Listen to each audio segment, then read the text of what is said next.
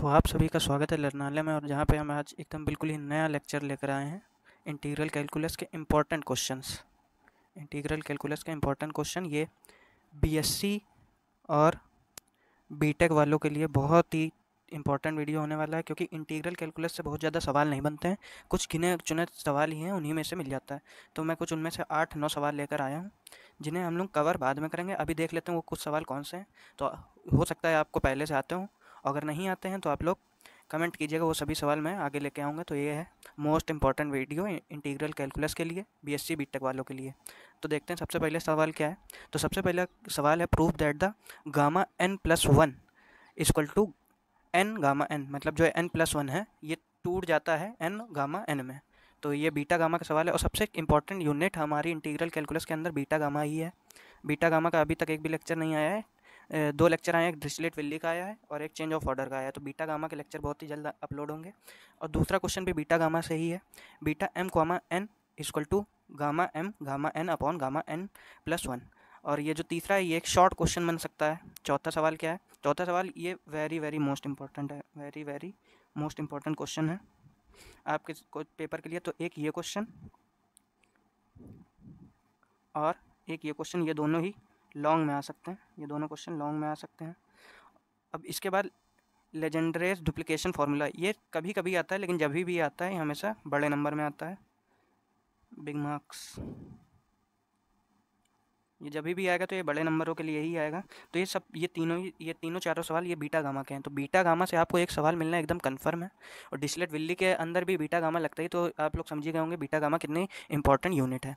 Prove that the arc length of the curve. तो अब इसके बाद एक लास्ट में 2 चैप्टर हैं, एक सरफेस का और एक आर्क लेंथ का। तो सरफेस का यहाँ सवाल भी लिया गया है और आर्क लेंथ। तो ये जो जितने भी सवाल मैंने 7-8 लिए हैं, ये अगर आप लोग बस यही 8 सवाल पढ़ के जाते हैं तो 100% इंटीग्रल कैलकुलस आपकी गलत नहीं होगी, क्योंकि इंटीग्रल कैलकुलस के इसके अंदर सारे ही सवाल कवर्ड हैं, जिससे आप सारे टॉपिक का आपको एक ओवरव्यू मिल जाएगा। तो अगर कोई नया सवाल भी आता है तो आपको उसको करने का मेथड आता होगा, वरना 100% चांस है कि इन्हीं 9 सवालों में से आपका इंटीग्रल कैलकुलस पूरा आ जाएगा।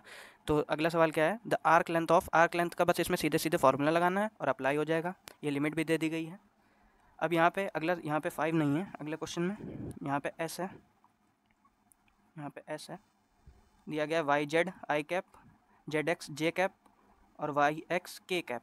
ठीक है, यहाँ के कैप है। Where S is the surface of the sphere. ठीक है, तो ये भी आप लोग सरफेस एरिया फाइंड करना है इसमें, तो ये भी हम लोग कर लेंगे। और नीचे वाला सवाल डिरिचलेट विल्ली का है, विल्ली का लेक्चर आ चुका है, तो ये सवाल आपको देखने से पता चल गया है। इसके अंदर इंटीग्रल के अंदर चूहा है, ये देखो, ये चूहा, ये फंक्शन दिखाई दे रहा है हम लोगों को, ये साइन फंक्शन हमें दिखाई दे रहा है।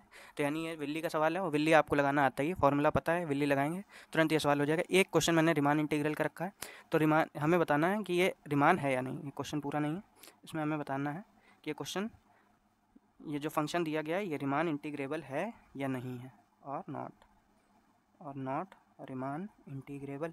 तो हमें रिमान इंटीग्रेबल फाइंड करने के लिए सबसे एक आसान तरीका होता है कॉन्टीन्यूअस देख लें, क्या वो फंक्शन कॉन्टीन्यूअस है या नहीं है, तो हमें रिमान पता चल जाता है। अब सभी बच्चे को पता होगा ये फंक्शन कॉन्टीन्यूअस है या नहीं, तो हम लोग उसका जवाब दे देंगे।